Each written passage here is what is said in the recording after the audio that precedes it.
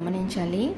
3 మేకులు యేసుప్రభువు పీక్కోలేకపోయారు అని ఎంతో చులకనగా, అవహేళనగా మాట్లాడే వారందరికీ ఇదే నా సమాధానం వాక్యానుసారంగా.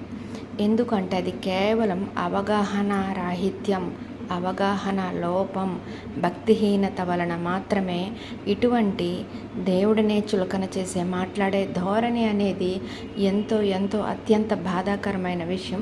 మరి ఈ విషయంపై ఎవరెవరైతే ఈ విషయాన్ని అవహేళనగా మాట్లాడారో దేవుడు వారందరికీ కొరడా జులిపించే ఒక మాట అయితే వాక్యానుసారంగా చక్కని రీతిలో మీ ముందుకి సమాధానంగా తీసుకువచ్చారు. అదేమిటో నేను ఇప్పుడు వివరిస్తాను.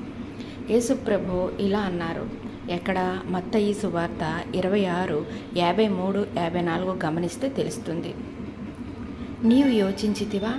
తండ్రిని వేడుకొనిన ఎడల ఆయన ఇప్పుడే నాకు 12 లెగియన్ల దూతల కంటే ఎక్కువ దూతలను పంపజాలడని అనుకుంటున్నావా? కానీ ఇలాగూ జరగకపోతే ఇలా కావాలనని వ్రాయబడి ఉన్న గ్రంథములు ఎలా నెరవేరును? అంటే ప్రవక్తలు నా కోసమై ఈ విధంగా చెప్పారు కదా, మరి వాక్యానుసారమైన నెరవేరాలంటే ఇది ఇలా జరగాల్సిందే అని వారితో పలికి దేవుడు ఆ విధంగా ఆయనే యేసుక్రీస్తు సాక్షాత్తు ఆయన పలికిన మాట ఇది. అప్పుడు మనం ఇక్కడ సూక్ష్మంగా గమనించినట్లయితే 12 లెగియన్లు అంటే రోమా సైన్యంలో ఒక లెగియన్ సుమారు 6,000 సైనికులు ఉండేవారు. అంటే ఒక దేవదూత ఎప్పుడు అది యెషూరు రాజు అంటే 2వ రాజుల గ్రంథం మనం గమనించినట్లయితే 19:35 గమనించినట్లయితే యెషూరు రాజు పట్టణాన్ని ముట్టడించేటప్పుడు, ఆ దేశాన్ని ముట్టడించేటప్పుడు హిజ్కియా రాజు ఏం చేశారు? కేవలం దేవుని కృప మీద ఆధారపడ్డారు. అప్పుడు దేవుడు ఏం చేశారు?